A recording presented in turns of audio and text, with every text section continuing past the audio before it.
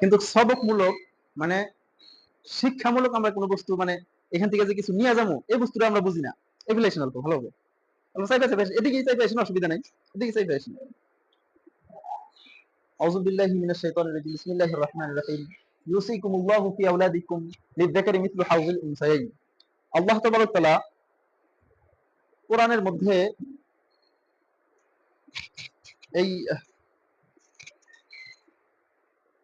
বাবা মার সম্পত্তির মধ্যে ভাগ কেরা কেরা পাবো, ওয়ারিস যেটা কয়, ওয়ারিস কেরা কেরা হবো, এই বস্তুটা আল্লাহ তাবারক ওয়া তাআলা কোরআনের মধ্যে তুলে ধরছে। আল্লাহ তাআলা আর আমাদের সমাজের মধ্যে আমাদের ভিতরে তো অনেক গুনাহ, হ্যাঁ না নাই, অনেক গুনাহ আমাদের ভিতরে, তারপরেও এই গুনার উপরে আমরা 99% 99 থেকে 100 থেকে 100 ভাগই মানুষ এই গুনার মধ্যে মুবতলা হয়ে আছি। ওই গুনাহটা কোনটা? ওই গুনাহটা হলো আল্লাহ তাবারক ওয়া তাআলা যে মৃত ব্যক্তির সন্তানের যে হক রাখছে ওর সম্পত্তির উপরে, বাবা মার সম্পত্তির উপরে ছেলে সন্তানের যে হক, বা ভাইদের যে ভাই বোনেদের যে একটা হক আছে ওই সম্পত্তির উপরে, এক ফিলে না এক ফিলে নাইনসাফি হয়েই যায়। হয়তো ভাইরা বুনি করে যে দেয় না, এটার মধ্যে তো কোনো সন্দেহই নাই, ভাইদের মধ্যেও নাইনসাফি হয়ে যায়। তো আল্লাহ তাআলা বলেন ইউসিকুমুল্লাহু ফি আওলাদিকুম লিযযাকারি মিসলু হাযিল উনসাইন ফাইন কুননা নিসাআন ফাওকা ইসনাতাইন ফালাহুন্না সুলুসা মা তারাক ওয়া ইন কানাত ওয়াহিদাতান ফালাহা আন-নিসফ। এখানে আল্লাহ তাবারক তাআলা এই তিনটা সূরত বয়ান করছে, এই তিনটা সূরত, এই একটা এই একটা এই একটা। প্রথম কইছে যেটা লাস্টের অংশটা, আয়াতের যে লাস্টের অংশ হানি আছে, এই লাস্টের অংশের মধ্যে আল্লাহ তাআলা কইছে যে একজন মানুষ ধরো আব্দুর রহমান, আব্দুর রহমান একটা মানুষের নাম ধরো, এই মানুষটা মরে গেছে। এখন এই ব্যক্তির যদি কেউ নাই, কে শুধুমাত্র একটা বেডি আছে, কি আছে? একটা বেডি যদি থাকে, তাহলে ওই বেডিটা এই আব্দুর রহমানের যদি মরার টাইমে কোনো রেন থাকে, না হলে কোনো ওসিয়ত করে থেকে গেছে যে আমি মরার পরে এই সম্পত্তিটা এত টাকা, 10,000 5,000 টাকা মসজিদে বা মাদ্রাসায় গরিব মিসকিনকে তোমরা দিয়ে দিবে, তাহলে সর্বপ্রথম রেন যদি থাকে, রেন রেন যদি থাকে, রেন সুঝবো। এই মানুষটার যদি যত টাকাই থাকবো, ধরো 90,000 টাকা আছে, এই টাকা থেকে রেন সুঝবো আগে। তারপরে ওসিয়ত যদি করে, মানে দান করার কথা, দান দান যদি করবা নিয়ে কইছে, তাহলে দান করব, যতটুকু দান করার কথা কইছে ততটুকু দান করে দিব। তারপরে দাফন, দাফনের যেটা একটা খরচা আছে, বহু জায়গাতেই বেলতুলির মধ্যে 5-10 হাজার টাকা পর্যন্ত নেয়, বহু টাকা করে নেয়। তো আঙ্গের এখানে তো ওরকম পয়সাই নেয় না।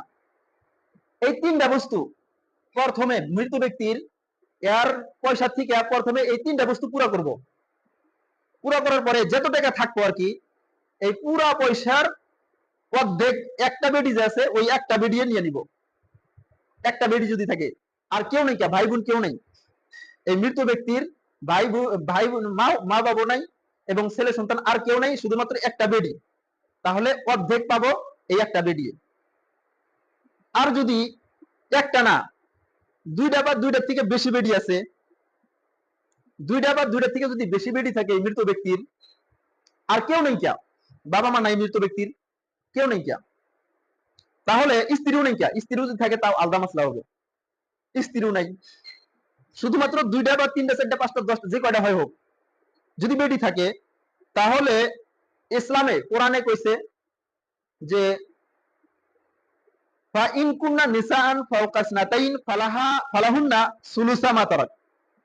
তাহলে এই দুইটা বা দুইটা থেকে অধিক বেডি যদি থাকে, পুরো সম্পত্তি থেকে রেন শোধ করার পরে, দান খয়রাত যদি করবা নিয়ে কইছে, দান খয়রাত করার পরে এবং দাফন কাফনের যেটা খরচ আছে সব দেওয়ার পরে যত টাকা থাকবো পুরো পয়সার 2/3 পাবো। তার মানে 3/2 এই এই বোনেরা পাবো। 3 ভাগের পুরো সম্পত্তির যদি 90,000 টাকা থাকে, 3/2 কত হবো? 60,000 টাকা। এই 60,000 টাকা পুরো সম্পত্তির 60,000 টাকা এরা পাবো, এই বোনেরা পাবো। এখন 2 জন থাক, 3 জন, 4 জন, 5 জন, যে কয়জন থাক, বোনেরা ইকুয়াল এরা ভাগ করে নিব, মানে সমান সমান ভাগ করে নিব। যেই কয় টাকাই হবো বোনেরা সমান সমান ভাগ করে নিব। কোন সময়? যখন কেউ থাকবো না, খালি বুনি থাকবো। আর যদি এই মৃত ব্যক্তির বেটিও আছে, বেটাও আছে, এরকম হয় না নাই? ভাই বোনেরা মানে এর বেটা বেটি সবই আছে,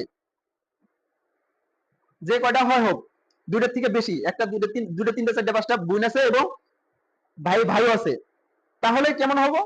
আল্লাহ কইছে লিয-যাকারি মিসলু হাযিল উনসায়াইন। তাহলে এই মৃত ব্যক্তির বেটা বেটির মধ্যে সম্পত্তিটা কিভাবে ভাগ হবো? কইছে যে প্রত্যেকটা মেয়ে মানুষের মোকাবেলায় পুরুষ মানুষরা ডাবল পাবো। পুরুষ মানুষ মানে এই যে ছেলেরা ডাবল পাবো, এই ছেলেরা ডাবল পাবো। বোনেরা যদি, যেমন 4টা ভাই আছে, 2টা বোন আছে, 4টা ভাই 2টা বোন, ভাইয়েরা বোনেদের মোকাবেলায় ডাবল পাবো। তাহলে ভাগ কি করে করবো?